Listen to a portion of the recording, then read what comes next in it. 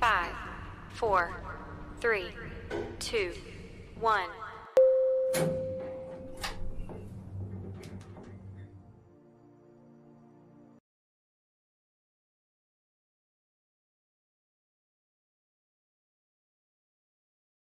Ready? Good. All right. Take 3, 2. Good morning and welcome to the Morning Market Minutes, brought to you by 3T Academy. I'm your host, Billy, and I'll be taking you through today's top market stories and analysis. Today's show is proudly hosted by Double Bottom Trades. We're going to bring you the latest in trading strategies and techniques, man. Before we get this day started, we're going to get some motivation from Lady A. What you got for us? All right. Good morning. This morning's motivation for April 27 is, within you, you have the power to do things you've never dreamed possible. This power becomes available to you as soon as you change your beliefs. Yeah, you gotta believe in yourself and be careful for what you ask for, because when you get it, you might not be ready for it. Words are very powerful. So, yeah.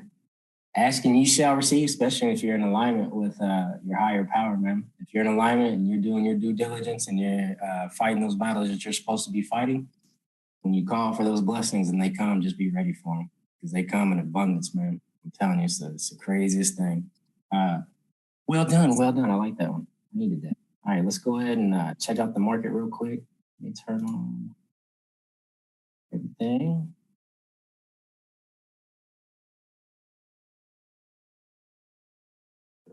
So the fear and greed, it looks like it's sitting at a 51. I'm just going to refresh it to make sure that we are at a 51.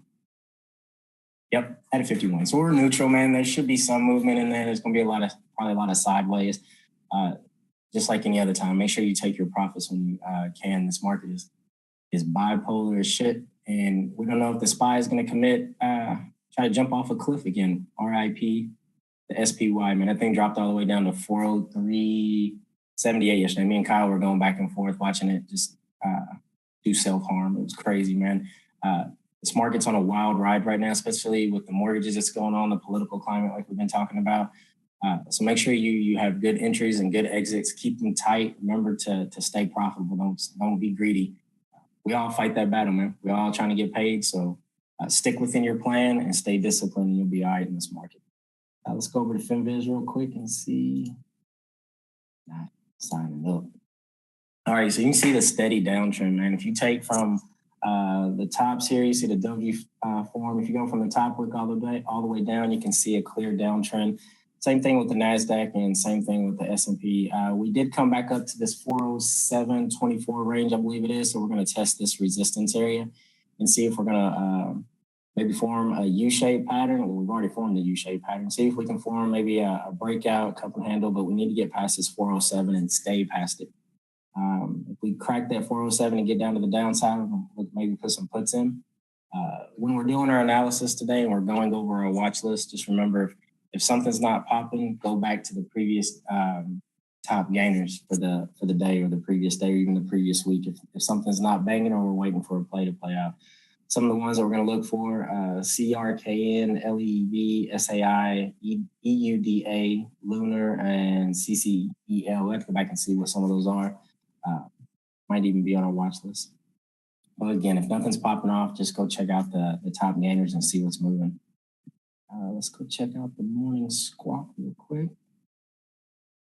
Actually, is Dustin here? Good, D. All right, we'll come back. We'll read the morning squawk real quick.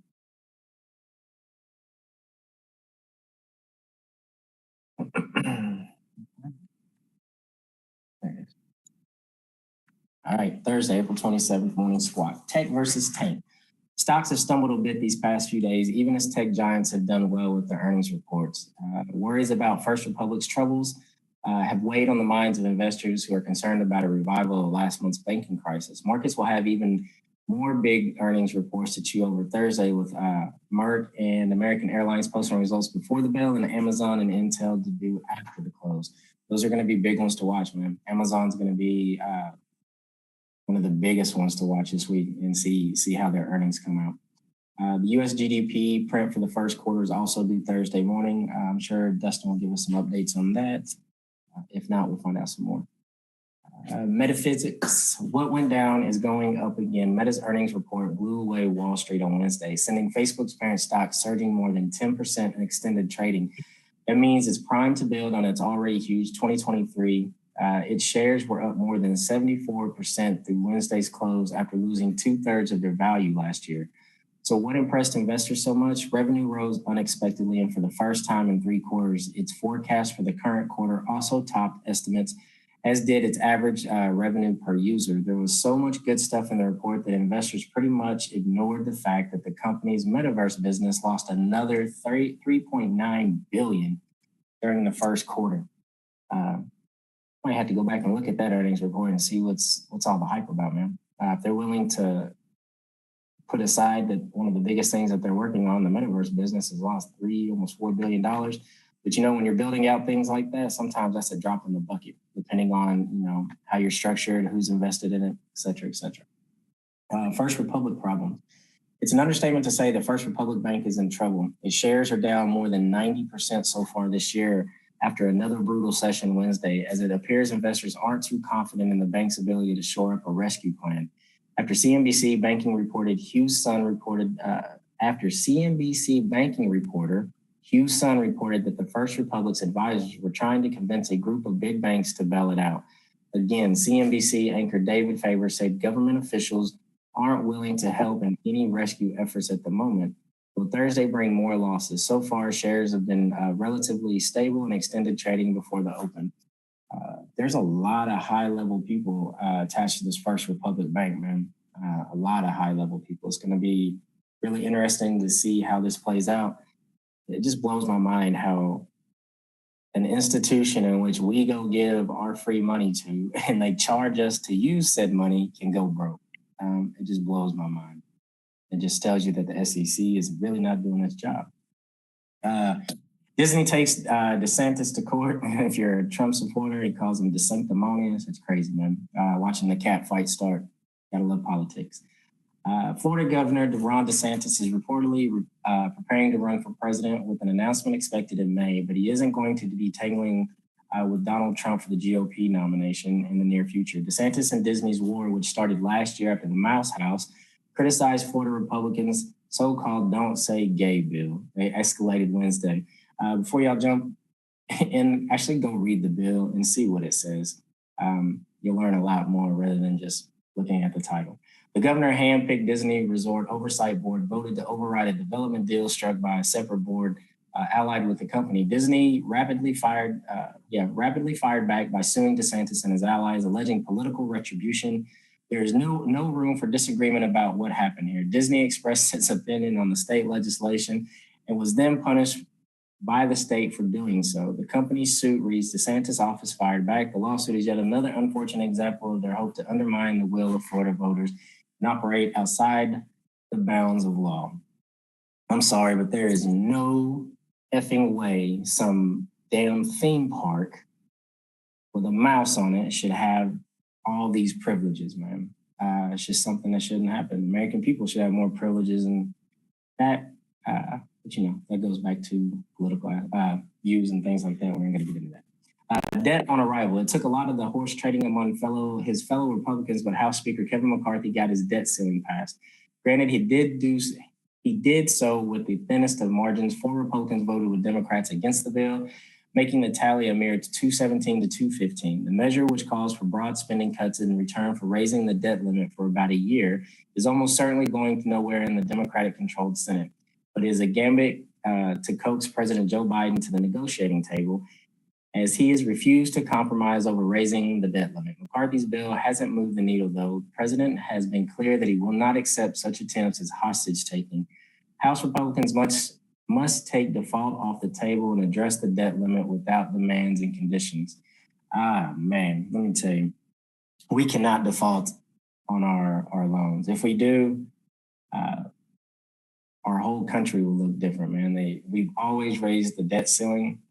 I foresee it happening again. There's no way they can't. I feel like a lot of this is just political maneuvering.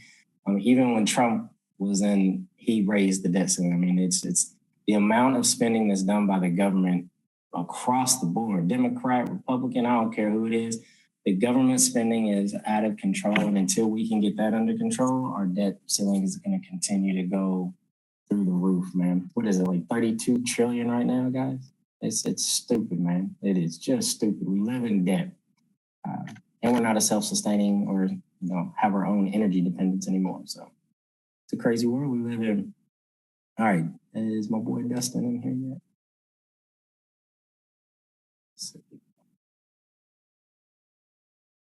No, not yet. All right, so we're going to go over the U.S. economic calendar real quick, and when Dustin pops in, I'll let him come back to it. So yesterday we had the durable goods orders, the transportation, U.S. trade balance, advanced retail inventories, and advanced wholesale inventories. Nothing that I'm really paying attention to. The one I want to see today is at 8:30, the initial jobless claims report and the pending home sales. I'd like to get with Darren and see a little bit about that, and also the GDP. So there are going to be some good ones out today. Dustin will fill us in and send us some information this afternoon. He's really good about that.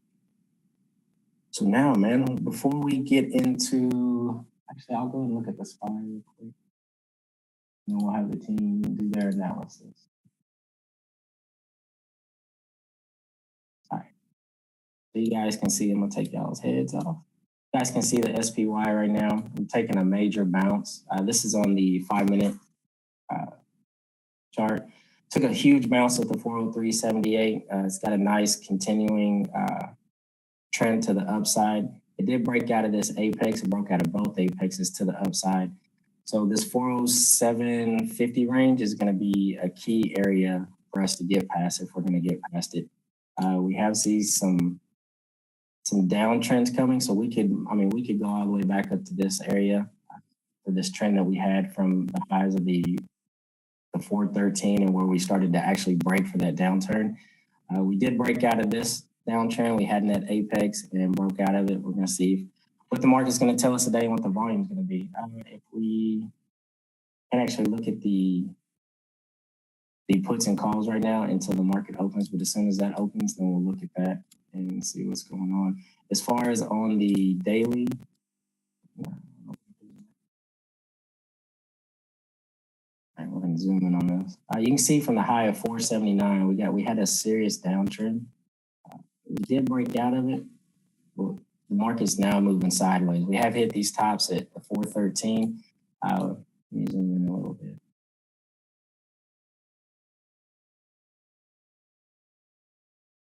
The big key that we're looking at right now is where the volume crossed the 13 and seeing how much of a fall we're going to get. Like I said, it went to the 403.60, bounced back up to the 407. We're going to see where it's going to go today. For all intents and purposes, when it cracks, man, it really cracks it. Sometimes it takes it a couple of days before it really levels down. But the 13 is pointed down. The 50 kind of looks like it's pointed down or starting to point down. And the 200-day kind of looks like it might take an arch, man. We're going to see what this day is going to bring us and see what levels we're going to hit, just like yesterday.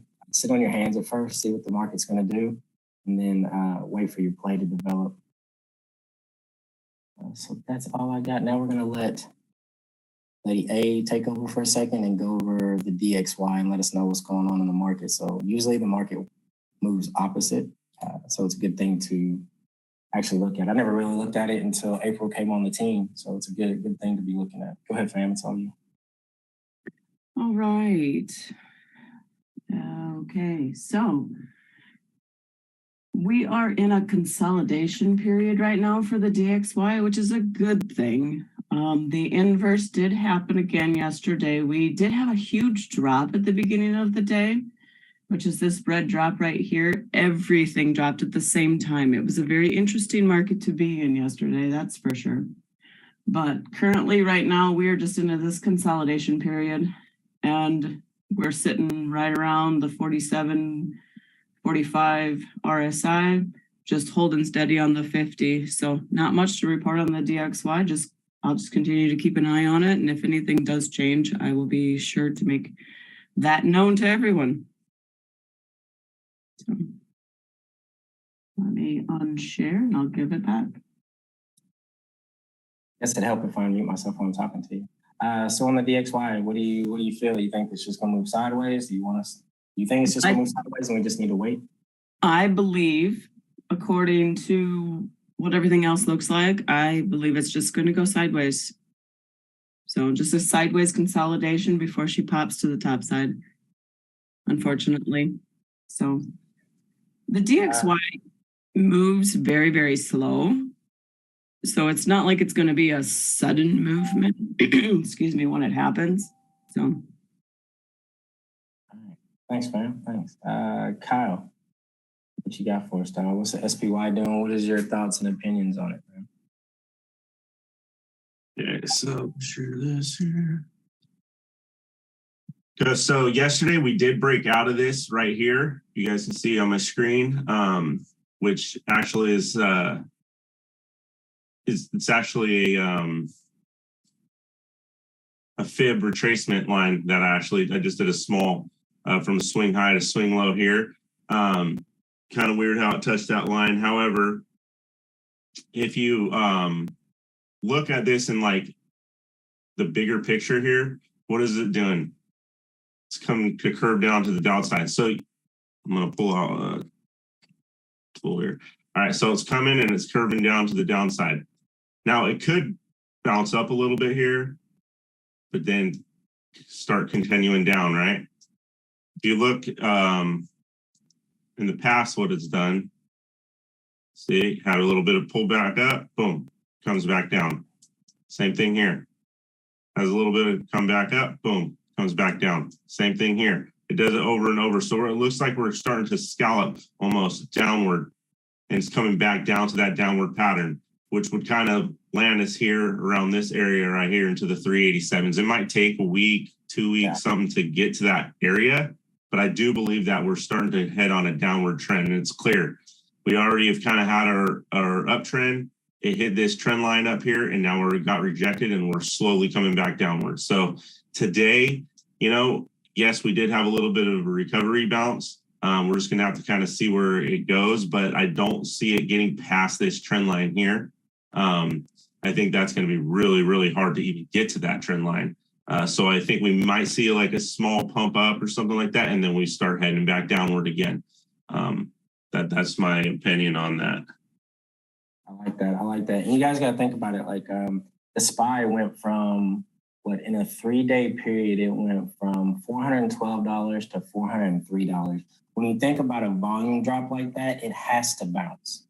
Like it's coming down so sharply, and it's just, I mean, it was cutting through levels like it wasn't anything. I mean, we were calling out levels left and right, and it was just slicing through them like butter. It was crazy. So when something finds its bottom like that at 403.78, even when it found a bottom at 406, it bounced back up to 408, got a good $2 bounce. Now we're getting, you know, a good $4 bounce. It's just like anything else. When you have those highs and they come down, they're going to take a significant bounce. It's just like Kyle said, make sure you zoom out and see the bigger picture and see where your trend lines are. So see where you are in the moment, and then zoom out slowly. Go to 1 week, 2 weeks, you know, a month, a year, and see where those big trend lines are and the big patterns are. And that's more of like if you're playing some options or swinging some options long term. So it's a little bit different when we're playing the SPY versus in the news. We also did bounce beautifully off the 50-day, which it actually, I would have said it gravitated to it because we were getting close. She wicked through it and then closed a candle body above on the daily. And I also have a trend line going back quite a ways that it's held support on a trend line since March 15. Be interesting, man. See what we can get past. Yeah, we got from the lows that we had at the, 348 back in October of last year, when we had those lows where they said the market bottomed out. Yeah, we have a nice trend line from there. So I agree, man. I think we're going to move sideways, but ultimately I think we're going to move down in the market with the political climate, the mortgage.